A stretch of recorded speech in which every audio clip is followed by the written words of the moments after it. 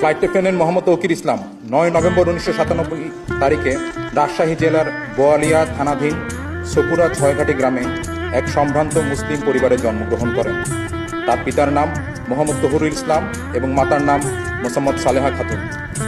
এই মেধাবী কর্মকর্তা 2014 সালে পাবনা ক্যাডেট কলেজ হতে এসএসসি ও 2016 সালে একই কলেজ থেকে এইচএসসি পরীক্ষায় সফলতার সাথে উত্তীর্ণ হন। তিনি 2020 সালে Bangladesh university of professionals BUP থেকে বিএসসি অ্যারোনটিক্স ডিগ্রি অর্জন করেন। কর্মকর্তা 22 ডিসেম্বর 2016 তারিখে বাংলাদেশ বিমান বাহিনী একাডেমিতে যোগদান করেন এবং সফলতার সাথে প্রশিক্ষণ শেষে 1 ডিসেম্বর 2019 তারিখে জিডিপি শাখায় কমিশন লাভ করেন।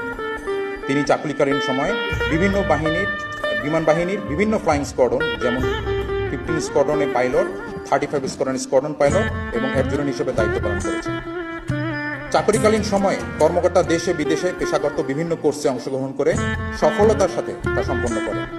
তিনি বাংলাদেশ বিমান বাহিনীর 11 স্কোয়াড্রন হতে বেসিক ফ্লাইং ট্রেনিং, 15 স্কোয়াড্রন হতে basic jet and fighter conversion course, aeromedical institute হতে ফিজিওলজিক্যাল ট্রেনিং কোর্স এবং physiological indoctrination course, school of security and intelligence হতে officers basic air intelligence course, Bogura radar unit হতে electronic air warfare course, school of physical fitness হতে watermanship course ও বিমান বাহিনী academy হতে potential flight commander course কৃতিত্বের সাথে সম্পন্ন করেন।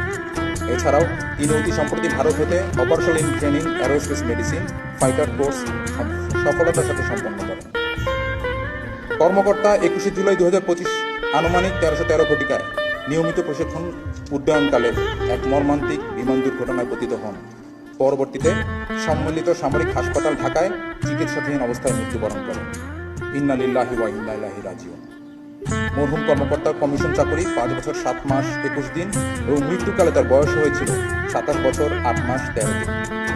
মৃত্যুকালে তিনি মা বাবা, স্ত্রী এবং অসংখ্য গুণগ্রাহী রেখে গেছেন।